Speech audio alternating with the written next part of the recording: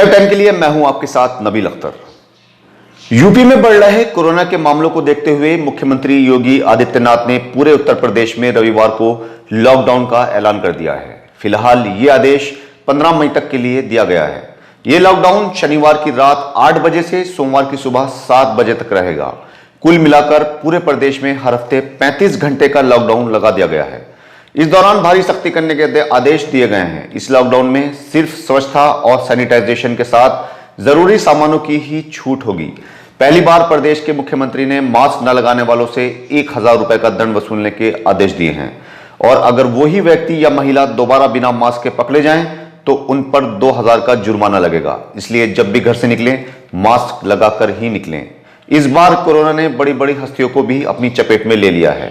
इनमें केंद्रीय मंत्री प्रकाश जावड़ेकर, कांग्रेस प्रवक्ता रणदीप सिंह सुरजेवाला, कांग्रेस नेता दिग्विजय सिंह, कर्नाटक के मुख्यमंत्री बीएस येदियुरप्पा शामिल हैं। इसके साथ ही साथ दिल्ली के 300 पुलिसकर्मी भी पॉजिटिव पाए गए हैं। उधर उत्तर प्रदेश में पंचायत चुनाव चल रहे हैं। पता चला है कि जिन लोगों की चुनाव में ड्यूटी लगी हुई है उनमें से भी कई लोग पॉजिटिव पाए गए हैं। जिला प्रशासन ने चुनाव में लगी कोरोना पॉजिटिव पाए गए कर्मचारियों को तत्काल चुनावी ड्यूटी से मुक्त करने का आदेश दिया है। कल पंचायत चुनाव के लिए विवेक कॉलेज में हो रहे बैग वितरण में भी अच्छा खासा हंगामा रहा। कल विवेक कॉलेज में कर्मचारियों का प्रशिक्षण था जिसमें बैग लेने के लिए अव्यवस्था फैल गई। कर्मचारी खुद ही बैग से लदी गाड़ियों पर चढ़ गए और बैग ले लेकर जाने लगे। यही हाल सैनिटाइजर वितरण में भी रहा। जिसके हाथ जितना माल लगा लेकर चलता बना। कुछ लोगों को कुछ भी सामान हाथ नहीं लगा। उनको विकास भवन से अपना बैग लेने की बात कही गई है। चुनाव में सरकारी बसों के साथ साथ प्राइवेट बसों और स्कूलों की बसों को भी लगाया गया है, जिसके लिए स्कूल मैनेजमेंट वेलफेयर एसोसिएशन ने चुनाव में स्कूल वाहन उपलब्ध न कराए जाने की बात कही है। उनका कहना है कि काफी वक्त से स्कूल बंद है, जिसके चलते बसों की फिटनेस, बीमा और अन्य कार्य नहीं हुए हैं। बसों के ड्राइवर भी नहीं आ पा रहे हैं, जिसके चलते बसों को चुनाव में भेजा जाना संभव नहीं होगा। दूसरी ओर एडीएम ने सभी उपजिलाधिकारियों को निर्देश दिए हैं कि पंचायत चुनाव करवाने के लिए जिन प्राइवेट विद्यालयों के वाहनों और अनुबंधित बसों को लगाया गया है उन सभी को 17 अप्रैल को समय से रवाना करवाया जाना सुनिश्चित करें। चुनाव के चलते जिले को 22 जोन और 150 सेक्टरों में बांट दिया गया है। जोन के सभी जिलों की पुलिस जिले में बुला ली गई है, जिनमें 5 कंपनी पीएसी और पुलिस के 15,000 जवान शामिल हैं। चोरों को चोरी करने का मौका चाहिए और वो मौका हाथ आते ही अपने काम को अंजाम दे देते हैं। कल देर रात चोरों ने एक मकान के पीछे का दरवाजा तोड़कर लाखों रुपयों का माल साफ कर दिया। पुलिस को दी गई तहरीर में बताया गया है कि कोतवाली शहर के गांव उमरपुर मीरा उर्फ जमालपुर पठानी के रहने वाले गौरव प्रताप सिंह अपने परिवार के साथ मकान की छत पर सो रहे थे। इसी बीच किसी वक्त चोर घर के पीछे के दरवाजे को तोड़कर घर में दाखिल हुए और 3 अलमारियों के ताले तोड़कर उसमें रखे सोने चांदी के आभूषण, एक एलईडी टीवी और 25,000 की नकदी सहित लाखों का माल चुरा कर ले गए। सुबह परिवार वालों के जागने पर चोरी का पता चला। चोरी के कई बक्से पास के बाग में पड़े हुए मिले। नगीना देहात पुलिस ने पंचायत चुनाव में बांटने के लिए लाई जा रही 125 पेटी 12 लाख रुपए कीमत की अवैध शराब के साथ एक अभियुक्त को गिरफ्तार कर लिया है, जबकि उसके 3 साथी भागने में कामयाब हो गए।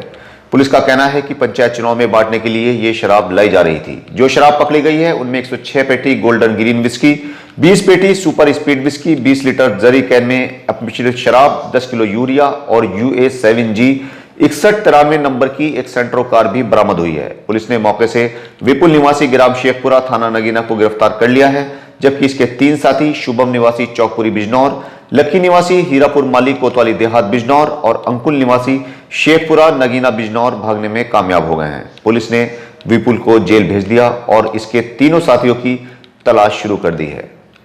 थाना नगीना देहात क्षेत्र के अंतर्गत मुखबिर की सूचना पर थाना पुलिस द्वारा कोटद्वार रोड पर बंद पड़े स्टोन क्रशर में कार्रवाई करते हुए 126 पेटी अवैध रूप से बिक्री हेतु लाई हुई शराब और एक सेंट्रो कार जो इसमें की लाई जा रही थी वो बरामद की गई है। मौके से एक विपुल व्यक्ति जो नगीना का रहने वाला वो पकड़ा गया है। इसके 3 अन्य साथी शुभम, अंकुल आदि फरार हो गए हैं। अभियोग पंजीकृत कर लिया गया है। जानकारी की जा रही है, प्रतीत हो रहा है ये लोग पैकिंग करके और उसकी अवैध रूप से सप्लाई करते हैं। अग्रिम कार्रवाई की जा रही है। नजीबाबाद के प्रेमाधाम आश्रम में 39 लोगों के कोरोना संक्रमित पाए जाने के बाद फादर शिबू थॉमस ने प्रेमाधाम आश्रम के अंदर आने पर रोक लगा दी है। उन्होंने सभी से आह्वान किया है कि उनके द्वारा आश्रम में रह रहे दिव्यांगजनों के लिए दिए जाने वाले फल और अन्य सामान को गेट पर ही स्वीकार कर लिया जाएगा। अंदर जाने की किसी को भी इजाजत नहीं दी जा सकती, क्योंकि यहां पर कोरोना संक्रमण फैल चुका है। इसी के चलते यह फैसला लिया गया है।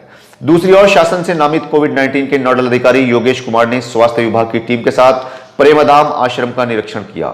हम आपको बता दें कि प्रेमधाम आश्रम में दिव्यांग और अनाथ बच्चे रहते हैं, जिनकी इस आश्रम में देखभाल की जाती है।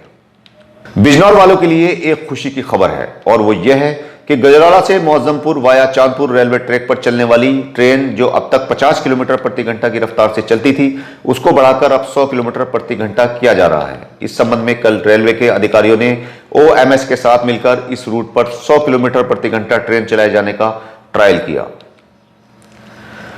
कोविड के चलते हरिद्वार में चल रहे कुंभ मेले की अवधि घटाने को लेकर अखाड़े आमने सामने आ गए हैं। इनमें से पंचायती अखाड़ा श्री निरंजनी और श्री तपोनिधि आनंद अखाड़े ने 17 अप्रैल को अपने अखाड़ों से जुड़े संतों से कुंभ समापन की घोषणा कर दी है। उनका कहना है कि कुंभ से फैल रहे कोरोना हालात को देखते हुए यह फैसला लिया गया है।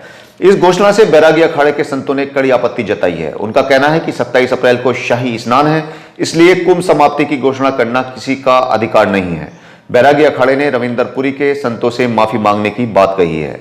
माफी न मांगने पर अखिल भारतीय अखाड़ा परिषद से नाता तोड़ने की भी चेतावनी दी गई है। बैरागी कैंप ने शुक्रवार को तीनों अखाड़ों बैरागी, निर्मोही, निर्वाण और दिगंबर के संतों से कहा कि कुंभ खत्म करने या इसकी अवधि घटाने का अधिकार सिर्फ सरकार और मेला प्रशासन को है। उधर मेला प्रशासन ने किसी भी हालत में मेले की अवधि घटाने से इनकार किया है। यूपी के मुख्यमंत्री ने कोविड-19 से सामना कर रहे जरूरतमंद लोगों को भरण पोषण भत्ता देने की तैयारी शुरू कर दी है। उन्होंने कहा कि पिछले साल की तरह इस बार भी अंत्योदय और पात्र गृहस्थी के अंतर्गत लाभार्थियों को अनाज दिया जाएगा। कोई भी गरीब किसी भी तरह से परेशान नहीं होने दिया जाएगा। उन्होंने प्रवासी मजदूरों, मनरेगा श्रमिकों, पटरी दुकानदारों को भी फ्री में राशन उपलब्ध कराने की बात कही है।